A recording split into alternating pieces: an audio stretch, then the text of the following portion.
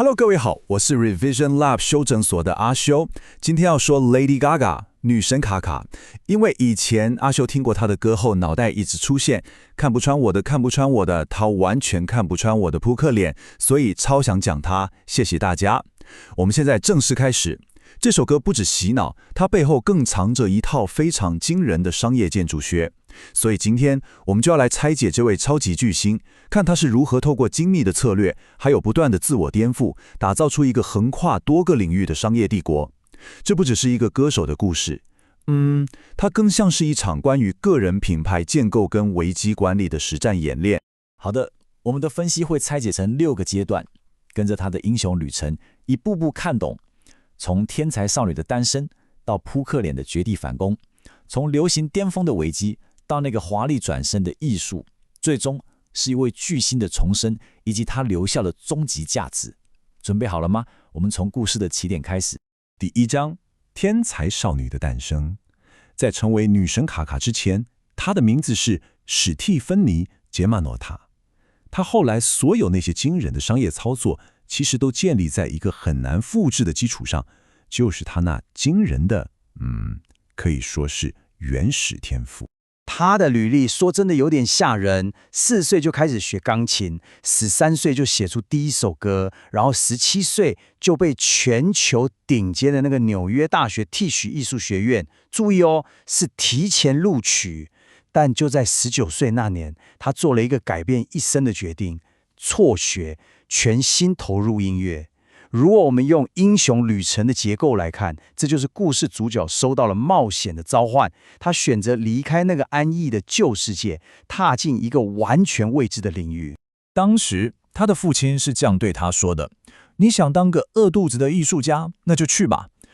這句話聽起來很嚴厲，對不對？但其實也精準點出了這個決定背後那個巨大的風險跟賭注。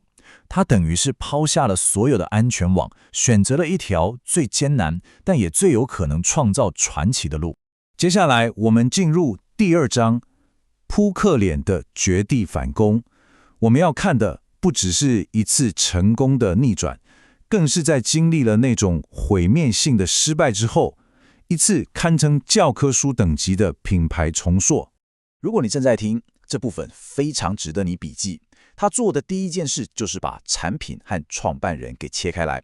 史蒂芬妮是那個會彈古典鋼琴、念紐約大學的詞曲創作者，這是創辦人；而 Lady Gaga 是那個流行挑釁者、前衛藝術家，這是他打造出來的產品。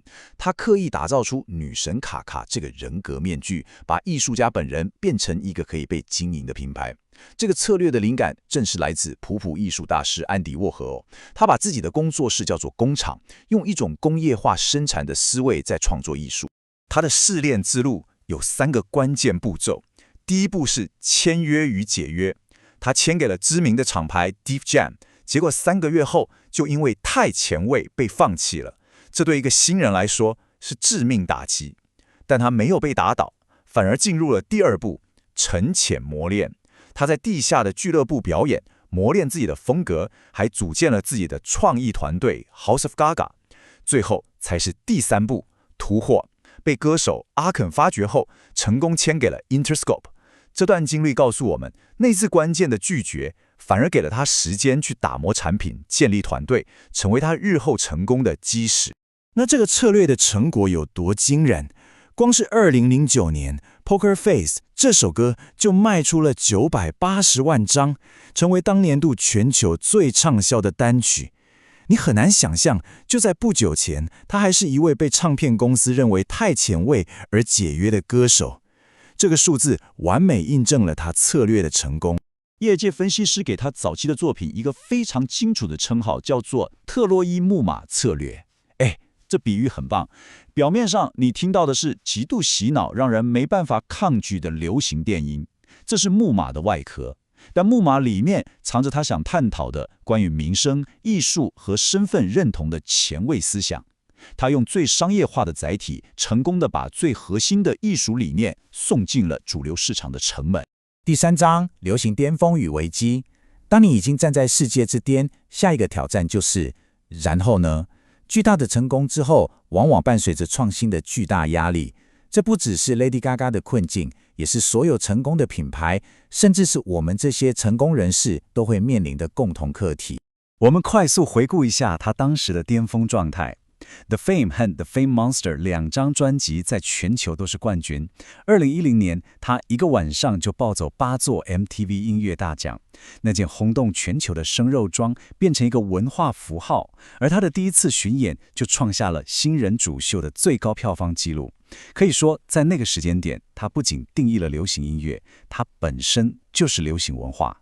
我們從他的專輯評價走勢可以看到一條很清晰的拋物線。你可以想象，從 The Fame Monster 這個商業跟評論的雙重巨獸，到 Born This Way 巨大的文化影響力，他的聲勢就像火箭一樣在衝刺。但到了第3張專輯 Art Pop， 雖然銷量依然很可觀了，但跟前面比起來，那個成長曲線明顯變平緩了，樂評的反應也相對平淡。對於一個核心價值是不斷顛覆的品牌來說，一旦趨緩就是危機的信號。這就引發了另一個思考：當你的品牌核心就是極致前衛，你是不是也把自己逼進了一個創新的死胡同？每一次都必須比上一次更驚人，這條路總有一天會走到盡頭。Art Pop 時代的困境，與其說是失敗，不如說是一個讓他重新思考品牌核心的一個關鍵的策略轉捩點。於是我們來到第4章。華麗轉身的藝術，面對瓶頸，他沒有選擇加倍搞怪，而是做出了一次精心策劃的策略轉向，暫時遠離那個流行工廠，去證明更深層次的藝術價值。我把他的回歸策略拆解成了一個重生3部曲。第一步是證明歌唱實力，他跟爵士傳奇 Tony Bennett 合作，拿下了葛萊美獎。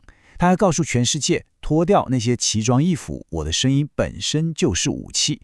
第二步，證明表演實力。他主演影集《美國恐怖故事》，拿下一座金球獎，證明自己是個真正的演員。第三步，證明藝術家本質。他發行了極簡風格的個人專輯《Joanne》，回歸音樂本身。這3部曲，每一步都是在剝離外界對他的刻板印象，重新展示他才華的核心。這一切的鋪陳，最終迎來了第5章，一位巨星的重生。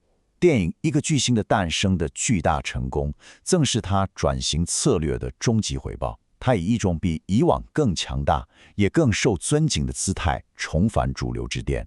數據會說話，這部電影的原聲帶在全球賣出了超過600萬張，這就證明了他之前的藝術轉型不僅沒有犧牲商業價值，反而為他贏得了更廣泛的市場認可。他依然是絕對的票房保證。在電影宣傳期間，他不斷重複一句名言：一個房間裡可以有100個人，99個不相信你，但只要有1個人相信就夠了。這句話之所以這麼有力量，就是因為它不只是電影台詞，更是他自己職業生涯的真實寫照，完美呼應了他從被解約到重生的那份艱辛與堅持。而他這趟英雄旅程的終極獎勵，就是這座奧斯卡金像獎。他憑借歌曲《Shallow》拿下了最佳原創歌曲獎，徹底鞏固了他傳奇藝術家的地位。